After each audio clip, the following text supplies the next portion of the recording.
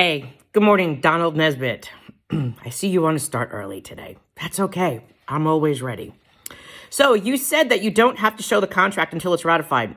Wrong answer. You actually have to show the entire contract. Anytime a union member asks for a contract, you have to give it to them, just like when they ask you for your bylaws and any governing documents. It's a must.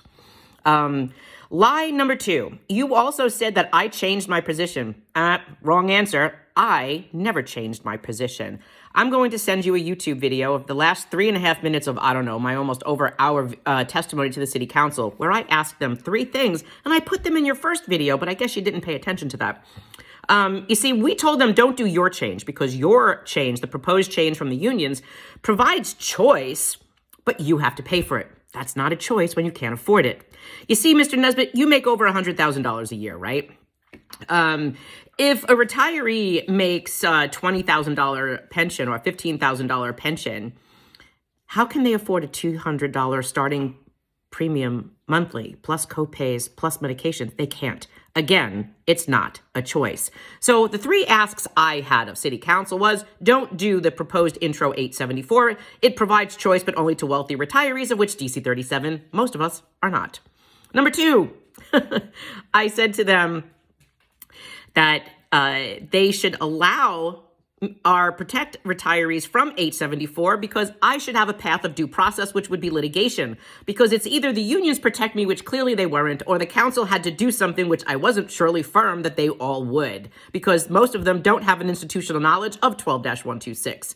And 3, I said, if you really want to help a retiree, you will pass a bill that truly does allow for choice, premium free, like we had been promised. For some reason, you want to justify you stealing our healthcare benefits to fund yourself, and you think that's okay. I'm going to call you out on that every single day, and so is every other retiree. That's not okay. Lie number 3, you lied about choice. Again, DC 37 members and uniform services. Any of the retirees that retired in the 70s that are today in their 80s and 90s, Donald, can't pay for choice. We didn't pay for choice. We didn't negotiate for choice. So are you saying it's okay today that a union could take away a retiree's benefits in retirement to serve an active worker? Could you say that out loud? I'm waiting. Line number 4, you said we didn't come up with solutions. We sure as hell did. We have found on a low end, if you take a low, as you always want to be a conservative and you want to be on the high on the positive, a low end of over $300 million and a high on $1.2 million in savings. And we gave most of that to Henry. I guess Henry didn't tell you about that, did he? We have it on a full Excel spreadsheet, and even OMB has it. And in our meeting with OMB, they even acknowledged that some of them that they knew of and others they didn't. So what do you say about that, Donald? Line number 5, that we didn't tell the council to do anything other than don't change the code. Nope, I already covered that one in line number 3.